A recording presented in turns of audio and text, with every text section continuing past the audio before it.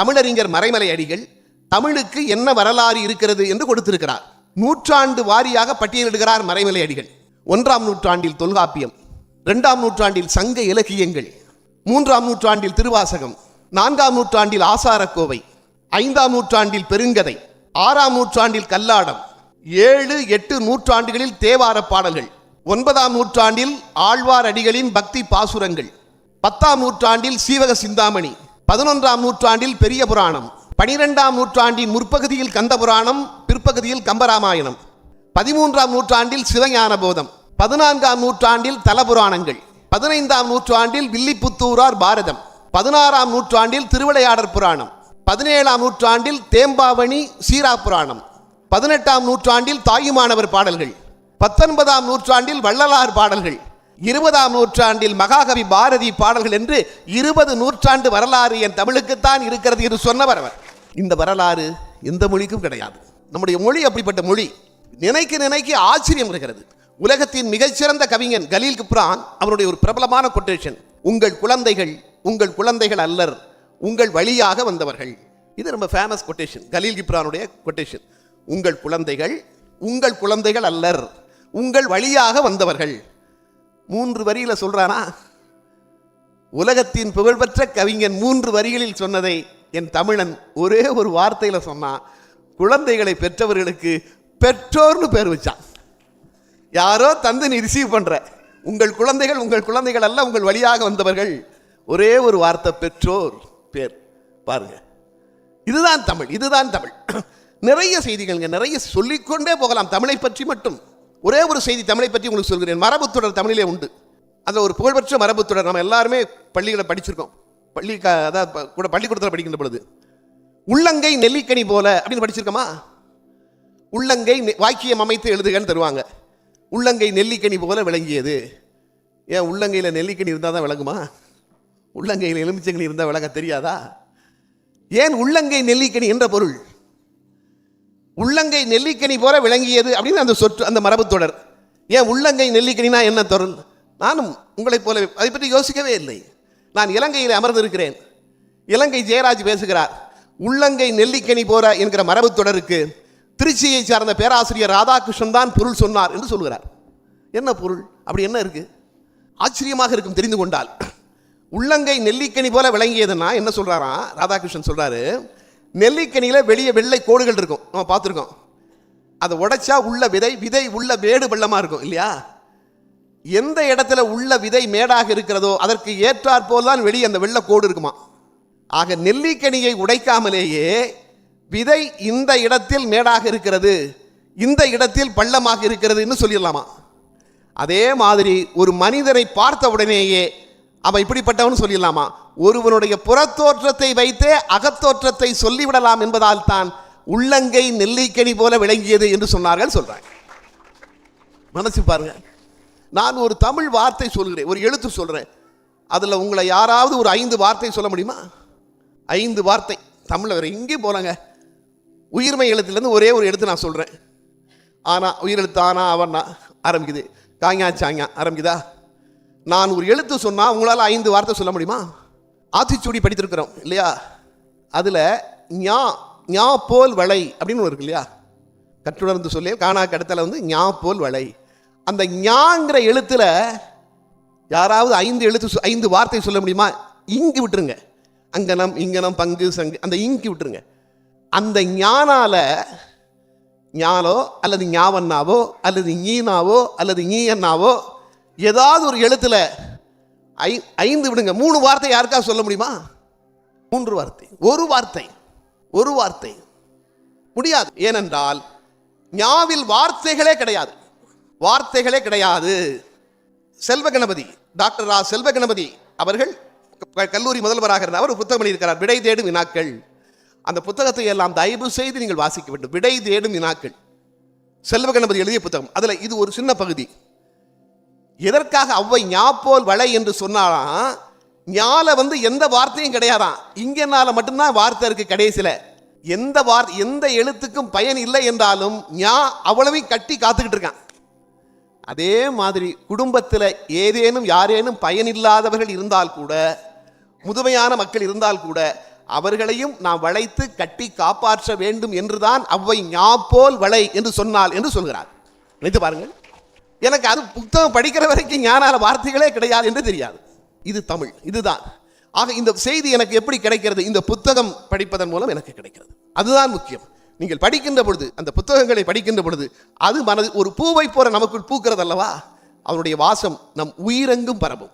புத்தகங்களை வாசிக்க வாசிக்கத்தான். ஆனால் என்னுடைய கவிதை கவிஞர் வாலி சொல்லியிருப்பார், புத்தகங்களை நாம் மேலிருந்து கீழே வாசிக்கிறோம், புத்தகங்களோ நம்மை கீழிருந்து மேலே தூக்கிவிடும்.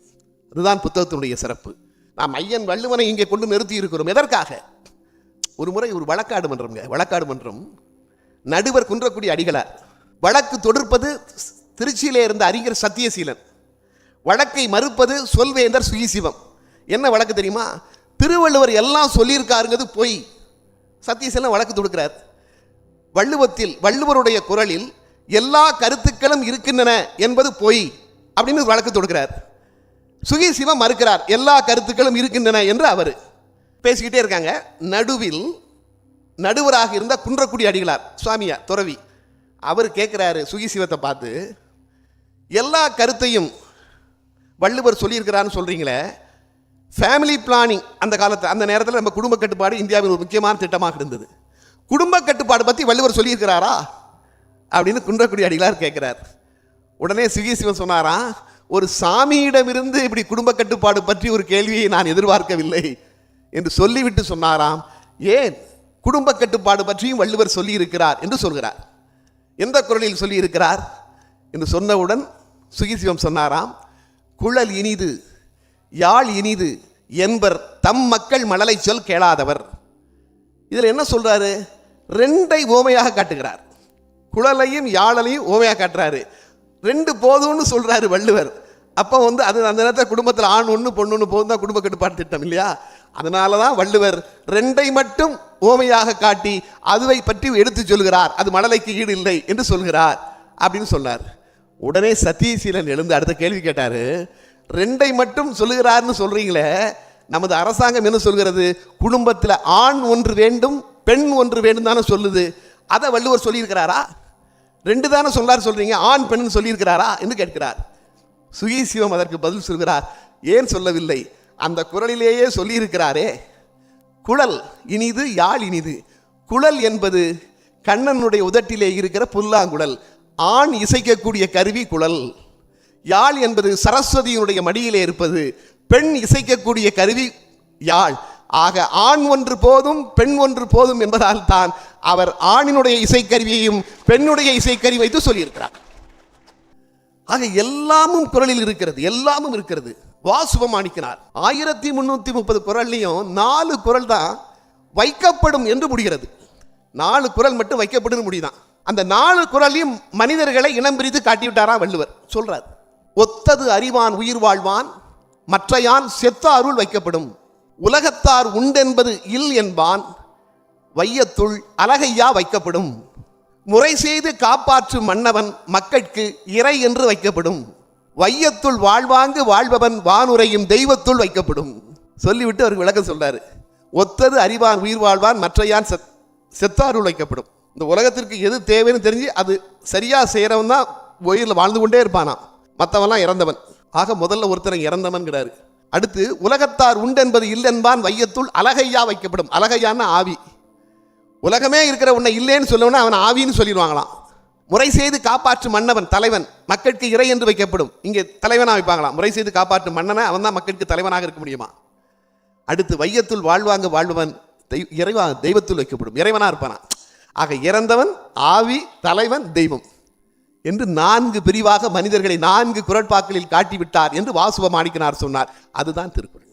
ஆக திருக்குறளில் இல்லாத கருத்துக்களே இல்லை. அதை பற்றியே நான் நான் அதை பற்றியே பேசிக்கொண்டே போகலாம். நான் ஒரு குறள் சொல்கிறேன், அதுக்கப்புறம் நம்ம திருக்குறள்லேருந்து கொஞ்சம் வெளியே வரலாம். ஏன்னா உள்ளுக்குள்ளே போனால் வெளியே வர முடியவில்லை. நான் ஒரு குறள் சொல்கிறேன், காலங்காலமாக ஒரு பொருள் தாங்க அதுக்கு படிச்சிருக்கேன். ஆனால் நான் சொல்லக்கூடிய அந்த செல்வ கணபதி அவர் ஐயா எழுதிய புத்தகத்தில் அதற்கு பொருள் மாறுபடுகிறது என்கிறார். ஒரு பையன் சொல்கிறான், இளைஞர்கள் இளைய சமுதாயத்தில் இளைஞர் உள்ளத்தில் ஒரு இது என்ன சொல்லுவான், ஒரு காதலில் ஈடுபட்ட இளைவன் என்ன சொல்லுவான், டேய் நான் பார்க்கும்போது அவள் என்னை பார்க்க மாட்டேங்கிறாடா, ஆனால் நான் பார்க்காத போது அவள் என்னை பார்க்குறாடா. இது இயற்கை. இதைத்தான் வள்ளுவர் என்ன சொல்வார்? யான் நோக்கும் காலை நிலம் நோக்கும், நோக்காக்கால் தான் நோக்கி மெல்ல நகும். நாம் பார்க்கும்போது அவ நிலத்தை பார்க்குறா, நாம் நோக்காத போது அவ என்ன பார்த்து மெல்ல சிரிக்கிறா. சினிமா பாட்டிலையும் கண்ணதாசன் கொண்டு வந்திருப்பாரு. இப்போ செல்வ கணபதி ஒரு கேள்வி கேட்குறாரு. நீ பார்க்கும்போது அவ நிலத்தை பார்க்குறா, அடுத்தால நீ தான் பார்க்கலையடா, நீ தான் பார்க்கலையே, அவ பார்க்கறது உனக்கு எப்படி தெரியும்? கதை விடுறியா? கேள்வி நியாயமான கேள்வி தானே. நோக்காக்கால் அவ எப்படி உன்னை பார்த்து சிரிக்கான உனக்கு எப்படி தெரியும்? ஆனால் சொன்னது என் இளைஞன் அல்ல, வள்ளுவன். அவன் எப்படி தப்பா சொல்லுவார்? வள்ளுவர் எப்படி தப்பா சொல்லுவார்? இதை வைத்துக்கொண்டு இந்த குரல்ல ஒரு சூட்சுமம் இருக்கிறது என்று சொல்லிவிட்டு சொல்கிறார். ஆச்சரியம் அடைகிறோம் அது தெரிஞ்ச பிறகு. அவர் சொல்கிறார், நோக்குதல் என்பது வேறு, பார்த்தல் என்பது வேறு. பார்த்தல், இப்ப நான் வந்து பார்க்குறேன் பாருங்க, எல்லாரையும் பார்க்குறேன், இதுக்கு பேர் பார்த்தலாம். நான் வந்து சார பிரின்சிபாலை மட்டும் பார்க்குறேன், அதற்கு பெயர் நோக்குதலாம். வேற யாருமே எனக்கு கண்ணில் தெரிய மாட்டாங்க, அவர் மட்டும்தான் தெரிவார். அதனால தான் கம்பன் அண்ணலும் நோக்கினாள் அவளும் நோக்கினாள்னு சொன்னானா, பார்த்தான்னு சொல்லலை. வேற எதுவுமே கண்ணுக்கு தெரியாது. அதே மாதிரி இவன் பார்த்துருக்கான் ஆனால் நோக்கவில்லை, அவளை பார்த்துருக்கான் ஆனால் நோக்கவில்லை. ஆக பார்த்தல் என்றால் வேறு பொருள், நோக்குதல் என்றால் வேறு பொருள் என்று இந்த புத்தகத்தை படித்த பிறகுதான் எனக்கு தெரிகிறது. அதுதான் புத்தகத்தினுடைய வலிமைங்க, அதுதான் புத்தகத்தினுடைய வலிமை. ஆக அப்படிப்பட்ட புத்தகங்களை நீங்கள் வாசிக்க வேண்டும். அப்படி வாசிப்பதன் மூலம்தான் நாம் யார் என்பதை நம்மால் உணர முடியும். மறந்துவிடக்கூடாது.